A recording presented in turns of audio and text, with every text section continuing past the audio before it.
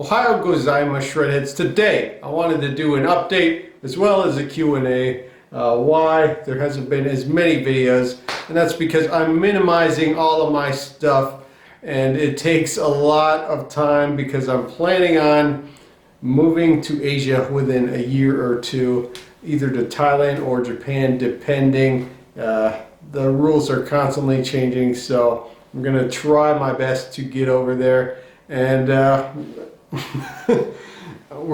gonna be making more and more YouTube videos when I get over there, and they're all going. A lot of them will be guitar based. I might do some other things where I'm vlogging and things. I'm not exactly sure. I'll see when I get there. But I've had this dream for a long time where I just get to explore Asia, more or less, because I've been stuck here in America since I've been a kid, and I really want to see the world. And that's the first place I want to go. And minimizing and just getting the ball rolling on this stuff is very daunting for me, and I'm trying to take everything one step at a time so I can make it happen, and hopefully I can get there and you can see different types of videos from me, and we could try out different gear over there, and there's still going to be so much more musical content coming for you guys, and it's going to be fun. But that's the biggest thing. On top of that, I'm doing the keto diet as well, which is a very different type of diet. I don't think you guys really need to care at all about it, but I'm doing it, and I feel a bit more better. But besides that, that is the update for now. And we'll go straight to the questions. Okay, let's see here. Man, I thought I had better questions. Okay, here we go. Here are the better questions. Wait. Okay, let me just start from the beginning here. Okay, this is from IDK, and it's about the Ghost Rain pedal. He said, I just ordered one. I'm trying not to spend too much on pedals, but I want to sound good when I play. I only have a Boss DS2. I was looking for a good reverb delay to get, and this one doesn't look too bad, and for under $50, it may not be the best bet, but hey, it's under $50. I'll tell you what it sounds like when I get back. And I will agree, the Ghost Rain pedal is amazing for its price. It's not the greatest looking pedal, it's kind of cheap looking, but like, it sounds just as good as a Boss pedal you would get for twice as much, and it has a really good sound to it. It does say that it's a reverb pedal as well, but honestly it's not a reverb pedal at all. I think they're just trying to sell you the pedal even more, adding reverb in there, but it's definitely a delay pedal, and it's a great sounding budget delay pedal. I really like it. It just sounds good on any setting you put it on. It's awesome. Worth the money. Okay, this is from Michael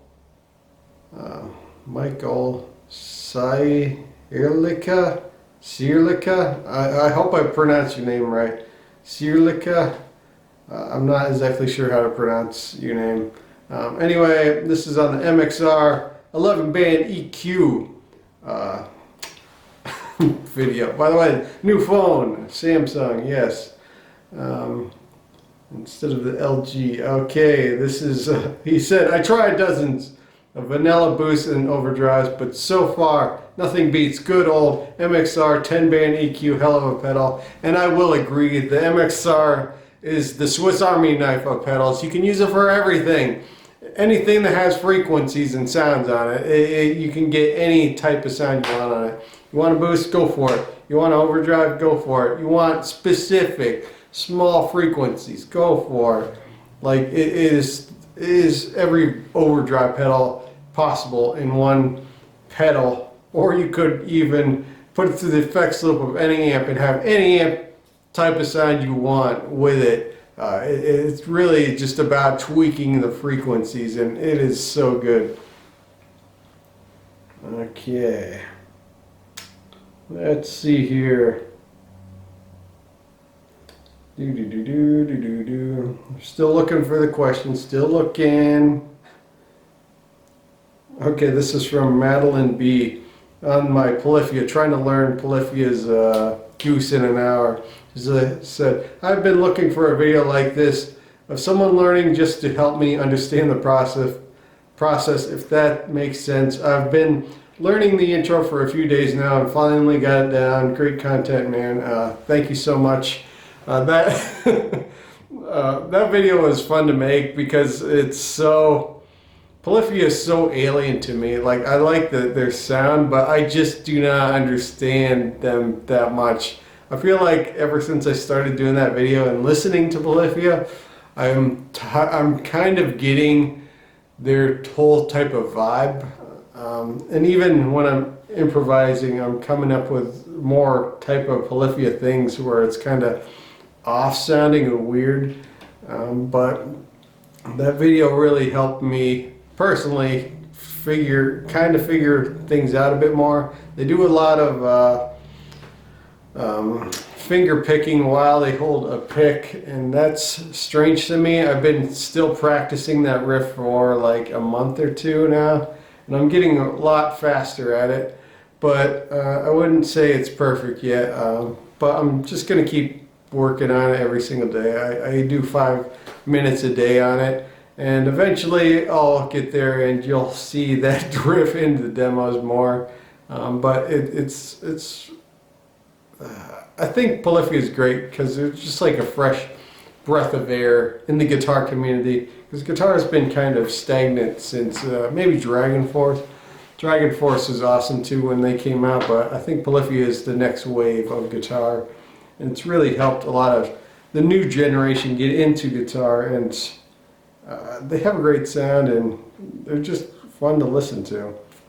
It's good to see that younger folks are really into the skills of guitar still to this day, and not just crummy punk music, you know, stuff that anybody can play.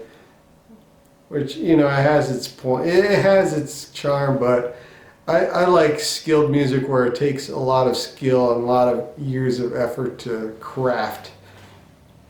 It's kind of like looking at like Da Vinci's Mona Lisa or something. He just didn't come up with that willy-nilly. That's years and years of work.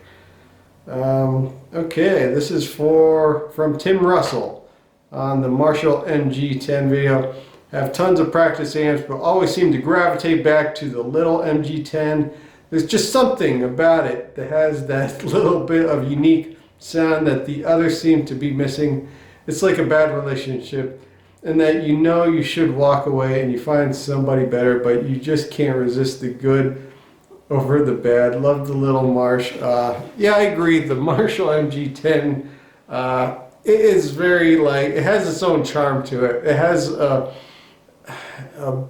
that fizzy sound to it, and the speaker is small and it's doing the best it can, but like, I don't know what it is. It just grows on you over time. It's a really charming little amp and it works really well for what it is. Speaking of, I've recently given away yesterday my Marshall MG10 to my boss's boyfriend, and he's starting to learn guitar, but as I said earlier in this video, I had to minimize and things have to be cut. And you know, I've had the Marshall MG for like since 2000 probably, maybe 2001, somewhere around there. I bought it from a media play when I lived in Pennsylvania, and that's a defunct store now, but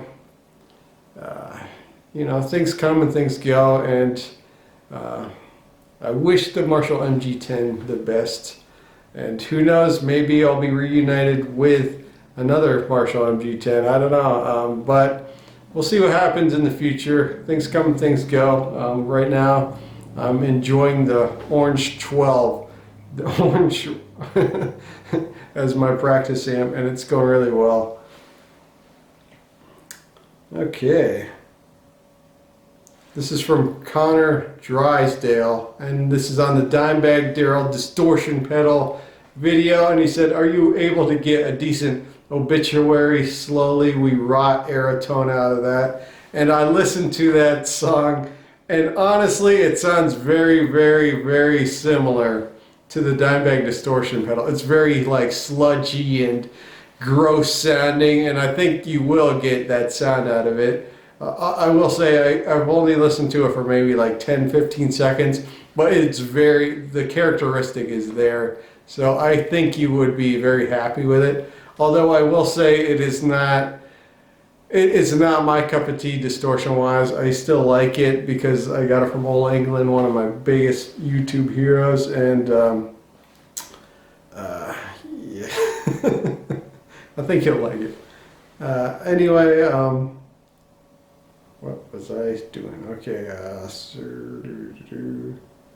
just to, still looking for the question, still looking. A lot of people are interested in the JHS little black box, and they're kind of angry that it's just a volume pot, but honestly, it is what it is. Like, it is overpriced, but it's kind of like buying Nikes. To me, I've had cheap shoes and I've had expensive shoes, and honestly, like, the quality is just as good. Just to be completely blunt, it's really all about the brand, in my opinion. Same with like Apple computers, and I feel like JHS is getting there more or less. There are products that match the value with the brand, but I feel like sometimes there are brands that are the brand recognition is more of a thing than the actual value of the product itself, and I feel like the JHS black box is in that category. It is a volume pot, but it looks good. It's from JHS. I like the guy.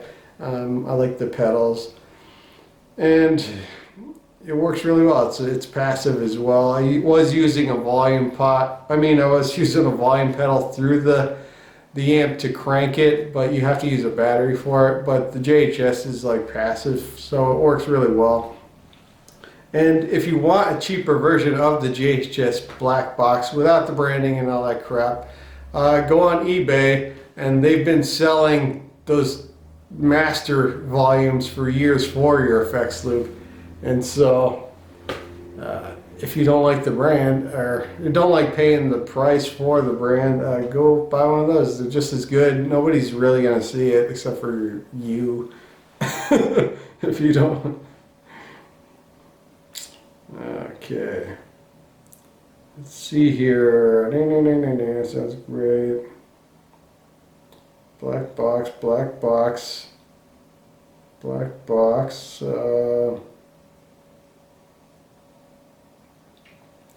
Okay, this is from Brad Baker. He says, you prefer this or the Marshall MG10? He says the Orange Crush 12 or the Marshall MG10, and they're kind of the same. They're kind of the same class. I will say though that the 15 is a bit more practical for practicing, especially if you're practicing clean things as well as distorted. You could switch easily because it has a switch on it. And with the Orange Crush 12, I like it a lot. Aesthetically, it's a beautiful amp, but it doesn't have the switch on it. So if you want to do clean stuff, and you have to like completely mess with the knobs, and then you get to the clean section, and then it works. But if you're only doing clean or distortion, one channel, it's perfect. The way I'm playing with it now is I just put on the clean channel, and then I run the Pandora through it. And I like the Pandora a lot because it has a jam feature on it that makes it just super easy to improvise every single day. And honestly, I've had to cut down my practicing a bit. I practice only clean now for consciously practicing. But when I come home from work, I will usually play like at least a half an hour to an hour to even maybe like 2 hours of just improvising, because I just get carried away with it and it's a lot of fun. And honestly, when you're improvising, playing super slowly and trying to play perfectly, it can be just as good as playing with a metronome and trying to get the licks down. If anything, it's probably better, because you're actually getting the functional use out of learning the licks, and you're playing in a more musical style. Because when you practice the licks with the metronome, you're kind of getting this kind of mechanical type of scientific experimental sound out of it. Like you're getting the purest form out of it, the most refined form of the lick out of it. But when you go to adapt it to playing in a real life scenario like improvisation, you really are starting to lead into other types of licks and playing, and that can really alter the way your technique is for the lick or scale or whatever you're doing in order to get it going. But I think that's it for the Q&A, and let me know down below if you have any questions, any concerns. It's cool to see you in the comments, and let me see your shining faces, your shining avatars, and thank you so much for watching.